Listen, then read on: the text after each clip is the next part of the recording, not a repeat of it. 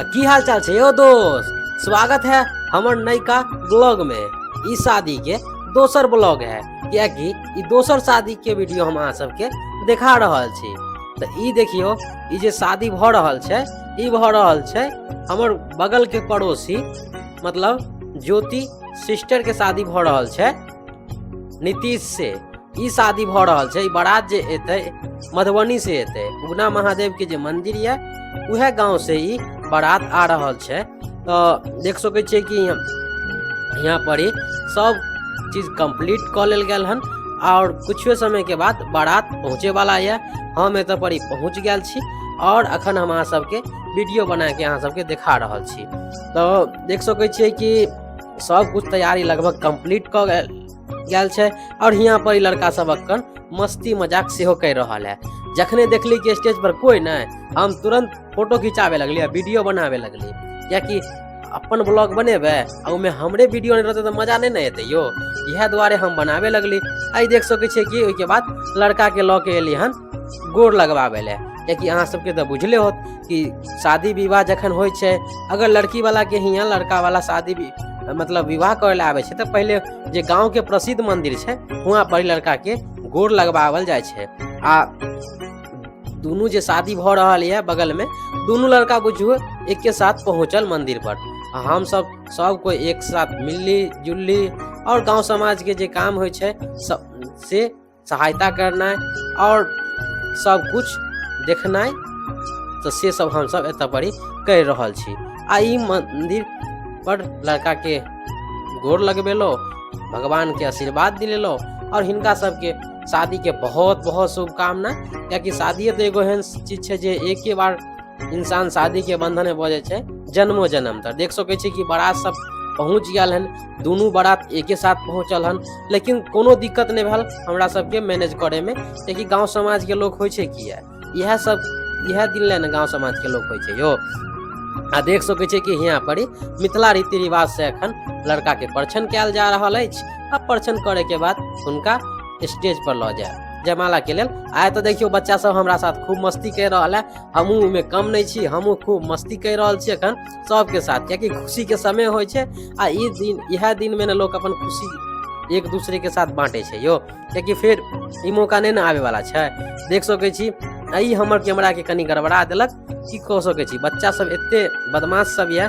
आ देखियो ई लड़की के मड़वा छै, यह पर विवाह हेथिन ज्योति और नीतीश के। तो देख सकै छी कि मड़वा छै, मड़बो के हम अहाँ के सीन देखा रहल छी, क्योंकि जखने हम देख सकै छी यहाँ पर हम पहुँच गए छी, एत पर चल रहल छै अखन सारा तैयारी, अखन लड़का के परछन कर रहल छै और जे अपन मिथिला में व्यवस्था छै उ हिसाब से परछन कंप्लीट भ गए। अब हम सब जा रहल छी स्टेज पर, मंडप पर, और वहाँ पर हम अहाँ सबके देखा कि तैयारी की भ रहल छै।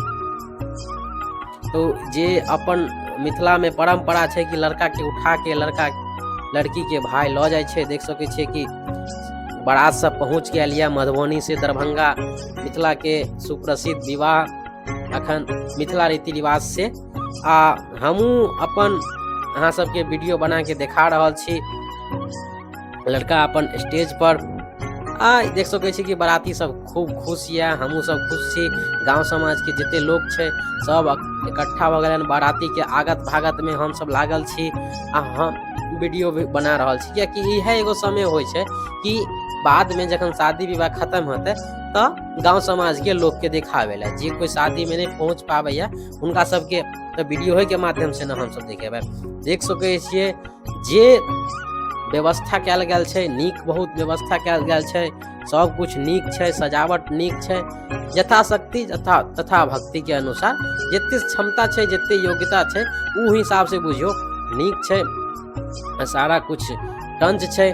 लड़का देख सकै छै कि स्टेज पर है, कुछ समय के बाद यहाँ पर इधर बाराती के आगत भागत भ रहल है। हम जा रहल छी स्टेज पर, लेकिन हम तो वीडियो बना रहल छी, लेकिन कैमरा वाला कहलक कि अहाँ कनी साइड हो जाओ, तो हम साइड हो गई और उसके बाद पूरा वीडियो हम अहाँ सबके देखे छियै स्टेज पर बना के अहाँ सबके दिखा रहल छी। और इनका सबके बारात सबके तो यह होइ छै एकदम शांति वातावरण रहल, शादी विवाह एकदम नीक से भऽ रहल छै। एतऽ पर सब कोई एंजॉय कर रहल ये, हमहूँ सब एंजॉय कर रहल छी। किनको कोनो चीज के दिक्कत नहीं भेलै, कियाकि गांव समाज के लोग यह दिन ले तो काम आवे छै ना। कियाकि शादी विवाह में अगर कोनो बराती के दिक्कत होते तो फिर गांव समाज के बात होइ छै, गांव के हंसी वाला बात होइ छै। इएह दुआरे कोनो चीज के बुझियो कमी नहीं भेल, सब कोई एक साथ बराती के आगत भागत खूब केली, हुनका नाश्ता खिलेलहुँ, खाना सब कुछ देर के बाद जयमाला के बाद हिनका सबके खिलेबै। तो इएह सब एकटा नीक माहौल होइ छै, नीक व्यवस्था होइ छै, जे बुझियो सब कुछ एकदम नीक छै। बारात सब एकदम कोनो चीज के दिक्कत नहीं रहल, आ सब कोई बुझियो हंसी खुशी के साथ हम सब खूब एंजॉय केली। बारात में जे लोग सब आयल छल, जते कुटुम्ब सब आयल छल, हुनका सबसे खूब बातचीत केली। लगबे नहीं कल कि सब बारात या, लगल कि सब अपने गांव समाज के लोग या। आ इएह होबा के चाही, कियाकि जखन हम अहाँ देख सके छै कि यहाँ पर दुनू वर वधू के इनका सबके शादी के बहुत बहुत शुभकामना।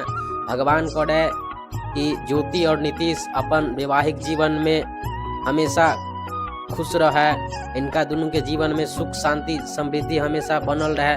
भगवान से हम यह चाहबे, और हमेशा इनका जीवन में खुशी मिले, हम सब यह कहबे। क्योंकि हम इनका से भेलिए ज्योति से बड़, क्योंकि बड़का भाई के नाते तो हम यह आशीर्वाद दे सके।